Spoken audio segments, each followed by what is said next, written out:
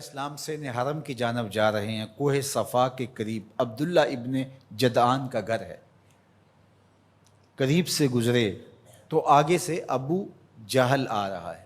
حضور علیہ السلام کو جب اس نے دیکھا تو بدتمیزی شروع کر دی. وہ الجھتا چلا جا رہا ہے حتیٰ کہ اس نے ایک نوکیلا پتھر پکڑ کے حضور کو زخمی کر دیا اور آقا کے نازک بدن سے خون بہنے لگا. حکم جہاد نہیں آیا، اللہ کی مشیت ہے. حضور علیہ السلام وہاں سے سین حرم میں پہنچے، آب زمزم سے اپنے زخم دھوئے اور اللہ کے حضور سجدہ ریز ہو گئے. مالک تیرے رنگ، یاری تیری سونا پر ازمیشاں تیریاں اگ، سونا پرکھیا جامدہ ہے نال اگاں دے لگ. حضور کے چچا حمزہ بن عبد المطلب ابھی اسلام نہیں لائے تھے، شکار کرنے گئے ہوئے تھے. یہ جب شکار کر کے آتے تو بڑے اترا کے چل رہے ہوتے. تو دو لونڈیاں آپس میں بات کر رہی تھی کہ اگر اس کو پتہ ہوتا نا کہ اس کے بھتیجے کے ساتھ آج عمر بن حشام نے کیا سلوک کیا ہے تو آج اس کی یہ چال نہ ہوتی. تو حمزہ بن عبد المطلب کے کان میں یہ بات پڑ گئی. اللہ اکبر، رک گئے. وہ جو فاخرانہ چال تھی تبدیل ہو گئی. تجسس سے پوچھتے ہیں کیا ہوا، انہوں نے ساری کہانی سنائی. بس غصے میں آ گئے، کمان ہاتھ میں پکڑی تھی، اسی طرح سیدھا سین حرم میں پہنچے. صنادید قریش نشستیں جمائے بیٹھے تھے. ابو جہل بھی اپنے چیلے چانٹوں کے ساتھ ایک نشست پہ براجمان تھا. کمان کو زور سے اس کے سر پہ مارا اور کہا کیا تو نے محمد کو لاوارث سمجھ لیا ہے صلی اللہ علیہ وسلم. خیر ابو جہل کا سر پھٹ گیا، اس کے چیلے چانٹے اٹھے، لیکن بڑا کائیں شخص تھا ابو جہل.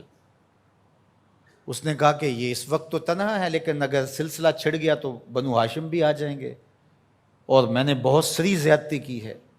اس نے کہا بس بس بس چھوڑ دو، مجھ سے کچھ ہو گیا تھا. اب حضرت امیر حمزہ حضور کو تلاش کرنے لگے اور حضور سین حرم میں سر جھکائے سجدہ ریز تھے اور یہ جا کے پاس کھڑے ہو گئے. یا ابن اخی، اے میرے بھائی کے بیٹے. حضور نے سر نہیں اٹھایا. پھر انہوں نے کہا یا ابن اخی، اے میرے بھائی کے بیٹے. حضور پھر سجدے میں سر رکھ کے رو رہے ہیں. پھر انہیں تیسری مرتبہ کہا یا ابن اخی، اے میرے بھائی کے بیٹے. حضور سجدہ ریز ہے. میاں صاحب فرماتے ہیں اسی کسے دے کچھ نہیں لگ دے تے نہ کوئی ساڈا دردی.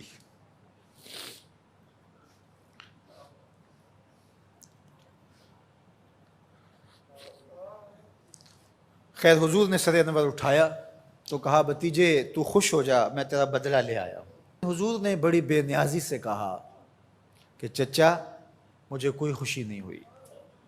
کہا میں اتنے بڑے سورما کا سر پھاڑ آیا ہوں. کہا مجھے کوئی خوشی نہیں ہوئی. بخت یاوری کر رہا تھا. دوسرا جملہ کہا تم کیسے خوش ہو گئے؟ کہا جس رب کو میں مانتا ہوں اس کو تم بھی مانو، یہ میری خوشی کا سامان ہے، اگر مجھے یہ دے سکتے ہو.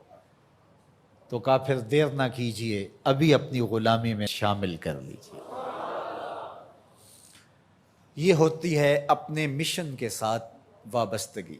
ہم اپنے چھوٹے چھوٹے سطحی مفادات کی وجہ سے کتنے بڑے دینی نقصان کر دیتے ہیں اور ہم جان رہے ہوتے ہیں کہ میری اس ذات سے یہ نقصان ہو رہا ہے، لیکن ہمارا نفس اتنا بڑا ہوتا ہے.